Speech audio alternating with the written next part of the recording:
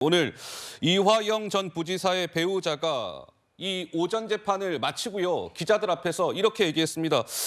내 남편 이화영이 왜 저런지 잘 모르겠어요. 이런 취지의 주장을 했습니다. 들어보시죠. 재판에서 하셨던 이야기 한 번만 심정 좀 얘기해 줄 수 있을까요? 제가 아까 흥분해서 그랬는데 조금 더 입장 정리를 해볼게요. 저도 지금 정신이 하나도 없어가지고. 지금 그럼 알겠습니다. 어떤 입장이라고? 아니 만 가다 남편분이랑 입장이 근데 좀 다른, 가족이랑 좀 다른 게 왜 그렇다고. 저도 모르겠어요. 왜 저 사람이 저렇게 됐는지 모르겠습니다. 입장을 오후에 다시 한번 정리를 해서 이야기해 주실 생각이신가요? 아니면 오늘 오후에 안 오세요? 변호사님이 안 오신다고 하신 것 같아서 저희는 좀 볼게요. 일단은. 재판에서 했던 입장은 일단은 그대로이신 건가요? 지금 입장? 네. 고맙습니다. 글쎄요, 이 대화 내용을 다시 한번 보시죠.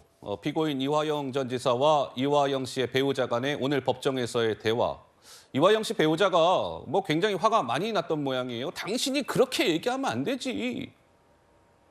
정신 똑바로 차려, 이화영 내 남편. 돌려보죠. 질문 있습니다. 직원들 제지시키고. 그러자 판사는 오케이, 아니에요. 배우자 부인분의 말은 저거 안 됩니다. 이화영 씨 그대로 그 변호인 유지하시오. 이런 결정이 내려진 것이죠. 우리 법조인이신 장윤미 변호사께서는 이거 흔히 볼 수 없는 광경은 맞는 거죠? 어떻습니까? 네, 이게 생경한 풍경인 건 맞죠. 예. 보통은 구속 수감된 피의자나 피고인은 이 선임을 하기 어려운 환경에 처한 경우도 있습니다. 이를테면 항소장 같은 건 하루라도 늦게 내면 아예 다 터버리지 못하거든요. 그럼 변호인 선임을 어떻게 해야 되느냐? 형사소송법 30조를 보면 피고인 피의자가 기본적으로 당사자이기 때문에 할 수 있지만 네. 그 배우자나 형제, 자매도 변호인 선임 권한이 있습니다.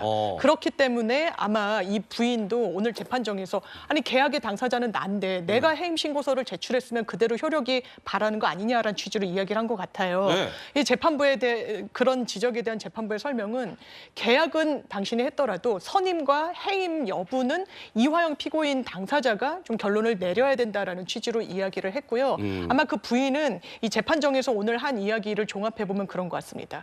일단 이 몇몇 변호인들이 내 남편을 피고인 이화영을 제대로 방어하지 못한다라는 인식이 있는 것 같아요. 네. 그것과 관련해서는 최근에 이 다른 방향으로, 그러니까 대북송금 자금의 어떤 흐름과 관련해서 새로운 진술이나 사실관계들이 나오면서 해당 변호인들이 입회를 한 것으로 나오는데 이 검찰에 뭔가 적극적인 방어를 못하는 거 아니냐. 플러스 지금 이 해당 변호인들도 관련해서 파생된 사건으로 수사를 받고 있습니다. 이 소송 기록을 이재명 대표 측으로 유출했다는 것과 관련해서 이 수사선상에 오르다 보니까 이 검찰에 뭔가 약점이 잡혀서 제대로 방어를 못하는 거 아니냐라는 네. 취지의 또 분석도 나오고 있고 이 부인 이야기를 들어보면 변론 유지서나 변호인 의견서는 이 구속 수감된 피의자한테 바로바로 체크가 안 되기 때문에 가족한테 보내주는 경우도 있거든요. 예, 그래서 예. 내지 말아달라고 했는데 또 제출을 한 부분과 관련해서 신뢰관계가 좀 훼손된 것 같습니다. 근데 저는 근본적인 궁금증이 생긴 것이 무엇이냐면 자, 보세요. 이화영 부지사는 본인의 부인이 이른바 해임을 시키겠다고 하는 한 법무법인의 저는 실명을 알고 있지만 얘기는 안 할게요. 그 변호사를 그 부인은 잘라야 된다. 이런 거 아니겠습니까? 근데 지금 이화영 부지사는 법정에서 무슨 소리? 나는 그 변호사 계속 유지할 거야. 이런 거 아니겠습니까?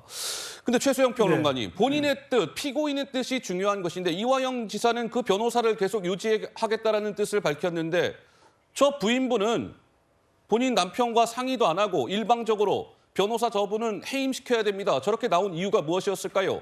이유는 딱 하나 아니겠습니까? 뭡니까? 이재명 대표에게 불리한 진술을 했던 아하. 것이 밖으로 나왔고 그것을 적극적으로 제지하지 못했다라는 것이 가장 문제의 핵심이 아닐까요? 예. 자, 지금 일각에서는 이화영 부지사의 지금 이야기들이 많이 말하자면 검찰의 회유와 협박에 이렇게 좀 말하자면 영향을 받은 것으로 얘기를 하고 있는데 제가 보도된 자료를 보니까 그동안 구속 수감된 중에 가족 지인 면회가 50여 차례 있었고 예. 국회의원 특별 면회가 7차례 그리고 구치소 변호인 접견이 180여회 있었습니다. 그리고 조사 과정마다 변호인이 입회합니다. 자, 여기에서 검찰이 회유를 했으면 얼마나 회유를 했고 예. 정기고문 같은 압박을 줬으면 얼마나 좋겠습니까? 그리고 변호인이 여기에 대해서 다 이화영 부지사가 선임한 변호인입니다. 그리고 예. 이화영 부지사는 잘 기억 못하시는 분이 있겠지만 국회의원도 역임했고 이해찬 전 총리의 아주 최측근이었던 그런 분으로 거의 경기도에 스카우트 다시피 갔던 분이에요. 사리분별 판단력이 없던 것으로 생각하면 안 됩니다. 그러면 저분이 자기의 입장을 잘 방어해줄 변호사를 그럼 괜히 해임시키라고 하겠습니까? 그걸 보호하려고 싶은 거예요. 그런데 부인께서 저렇게 나온 이유는 무엇이냐, 배우자가. 저는 이유는 딱 하나죠. 민주당 측에서 뭔가 부인에게 좀 그 부인의 귀에 좀 솔깃할 수 있는 이야기들을 하지 않았을까라는 저는 이제 합리적인 추론밖에 안 되는 거예요. 왜냐하면 네네. 배우자는 어떤 일이 있어도 남편 편을 드는 게 일반적인 상례고 상괴입니다. 그래서 장민희 변호사께서 아주 생경한 사건이라고 얘기했는데 네. 저도 사실 많이 놀랐습니다. 어떻게 부인이 남편을 저렇게 재판장에서 공박을 하고 마치 남편을 죄인 다루듯 할까요? 그러니까 다른 장소도 아니고 법정에서. 공개된 법정에서 예. 이게 다 나간 줄 알면서도 예. 저는 오히려 그것을 누가 저 민주당이라고 특정하지는 않겠습니다만 어쨌든 다른 좀 정치권에서 좀 봐달라고 그렇게 부인이 저렇게 했던 건 아닌가라는 의심이 좀 들어요. 그래서 이런 부분에 대해서는 저는 무조건 우리가 죄형 법정주의를 택하듯이 예. 이 사건에 대해서는 당사자주의가 저는 있어야 된다고 봅니다. 이화영 전 부지사의 의사와 이 태도가 저는 가장 중요하다고 봅니다. 자, 법정서 충돌한 이화영 부부. 근데 이화영 전 부지사의 부인이 오늘 법정에서 또 이렇게 이야기를 했답니다. 한번 보시죠. 당신이, 여기서의 당신은 남편 이화영 부지사겠죠. 당신이 그런 판단을 하면 가족으로서 내가 해줄 수 있는 모든 권리 의무를 다 포기할 거예요. 당신 혼자 먼저 앞으로 알아서 뭐 재판을 받든지 말든지 하세요. 당신이 언제 이재명 방북을 말했어요. 당신 처음부터 아니라고 하지 않았습니까? 왜 이제 와서 진술을 번복합니까? 굉장히 좀 이렇게 격앙된 톤으로 법정에서 배우자가 저렇게 얘기를 했답니다. 글쎄요, 조승현 부위원장께서는 어떻습니까? 좀 저 부인분의 최근의 심경이라고 해야 될까요? 굉장히 격앙돼 있고 흥분돼 있고 그런 것 같은데 좀 어떻게 보시는지요?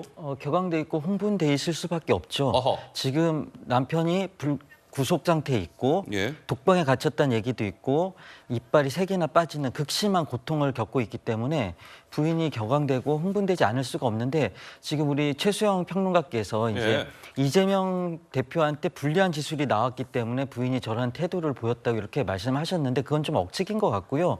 부인 입장에서는 남편이 제일 중요할 거 아닙니까? 남편 걱정 때문에 저렇게 되는 건데 어떻게 보면은 재판 대응에 대한 변호사에 대한 불만감도 있겠지만은 검찰이 지금 회유 협박을 통해서 가스라이팅을 하고 있다는 그런 인식이 강한 것 같습니다. 이화영 지사의 부인 같은 경우에.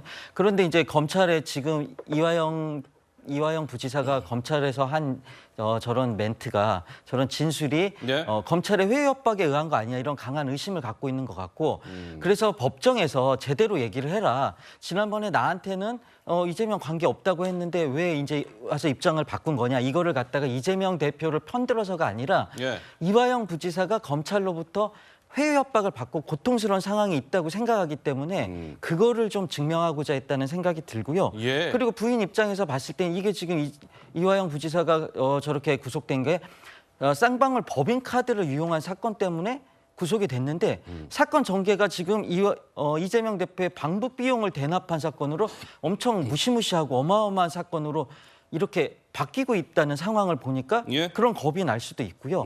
검찰의 회유 협박에 의한 이화영 부지사를 보호하기 위해서 어허. 답답한 마음에 저렇게 얘기한 것이 아닐까 저는 그렇게 생각이 됩니다. 그러니까는 우리 조승현 부위원장님 말씀은 당연히 남편이 어려운 상황에 처해 있으니 이 부인분 되시는 분이 남편 이화영을 보호해주기 위해서 배우자분이 저러한 일련의 행동을 하고 있다. 이런 취지의 말씀이신 것 같은데 김종혁 위원장님 하실 말씀 있으십니까? 저 부인은 법률 전문가가 아니지 않습니까? 그냥 일반인이죠. 그냥 일반인이에요. 그걸 가장 잘 알고 있는 사람들은 조사받고 있는 당사자 이화영 전 부지사와 그 사람을 변호했던 변호인들일 거예요. 그 계속 수사를 받으면서 어떤 것이 우리에게 형량을 가장 덜 받고 우리의 죄를 가장 낮게 받을 수 있을까 이런 부분들에 대해서 고민할 수밖에 없는 거 아니에요. 그러니까 이화영 전 부지사는 제가 생각하기에는 야 이제 더 이상 버틸 수가 없다. 이런저런 증거가 다 드러나고 있는데 여기서 내가 계속 거짓말을 하면 결국은 내가 더 모든 걸 다 내가 뒤집어 쓰는 거 아니겠냐. 예. 이런 생각을 했을 수가 있거든요. 그런 거에 대해서 얘기를 하고 있는 건데 지금 제가 보기에는 법률 전문가가 아닌 저분이 나타나서 법정에서 저렇게까지 얘기하는 것들 그것들이 민주당으로부터 무슨 얘기를 듣지 않았으면 민주당 법률 전문가들이 찾아가서 야 지금 진술을 하시면 더 큰일 납니다. 당신 남편 정말 큰일 납니다. 만약에 이런 얘기를 안 했다면 제가 이렇게 추론하는 것은 탄원서를 민주당에다 제출하고 민주당이 그 탄원서를 읽고 뭐 이런 과정을 보면서 저분이 민주당과 굉장히 밀접한 관계를 갖고 있구나라는 생각을 하기 때문에 그런 합리적인 의심을 하는 거거든요. 그래서 이것은 어떤 반론하지 않을 수가 없는데요.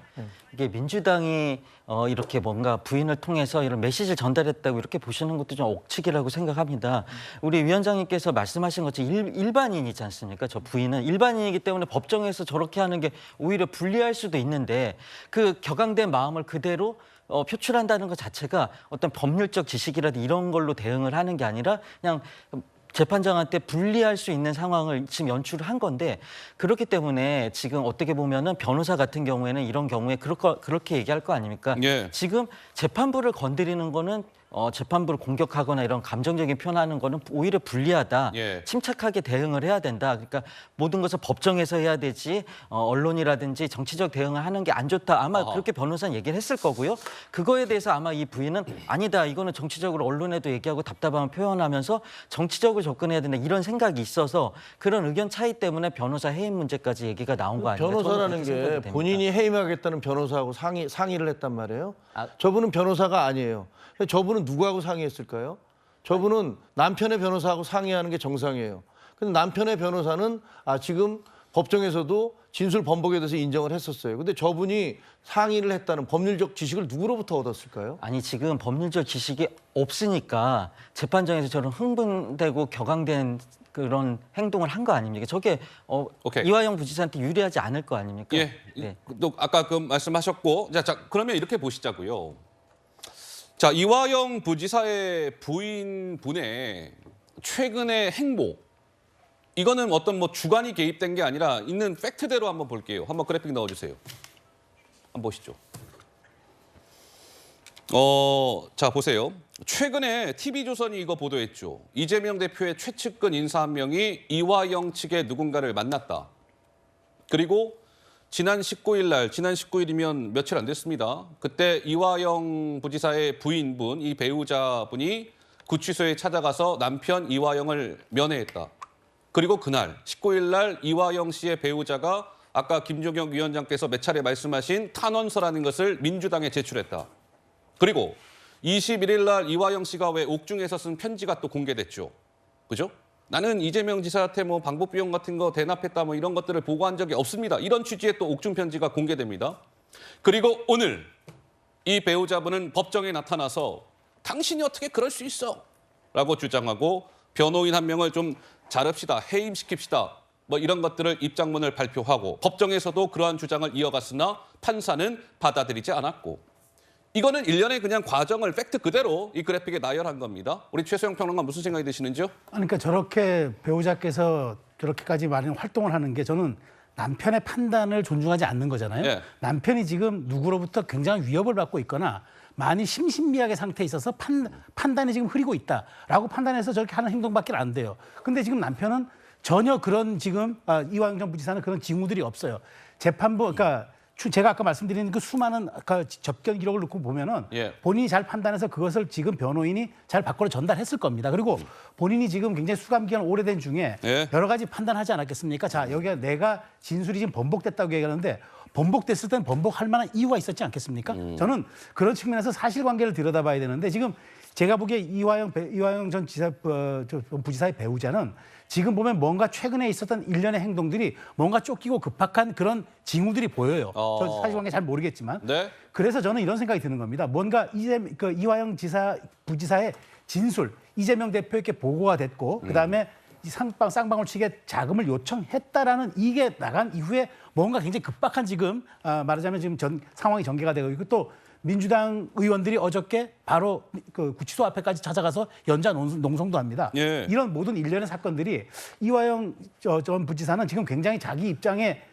준거해가지고 내가 재판에 어떤 것이 유불리고 무엇이 진실인지를 밝히면서 여기에 대해서 얻어가자고 하는 것 같은데 이것 자체에 대해서 지금 무엇인가 배우자라든가 이런 그 민주당 측 인사들은 뭔가 지금 여기에 대해서 굉장히 좀 우려감과 좀 방어감을 느끼는 것 같아서 이 과정의 중심에 배우자의 행동이 나타나고 있는 것 아닌가라는 가장 합리적인 저는 의심이 드는 거예요. 그래서 이 부분은 물론 앞으로 지켜봐야 되겠지만 남편의 정의를 지키기 위한다는데 그 정의가 진짜 남편의 정의인지 아니면은 불리한 진술 때문에 영향을 받을 수 있는 이재명 대표에 대한 우려 때문인지 이 점은 좀 들여다봐야 필요가 좀 있다고 봐요.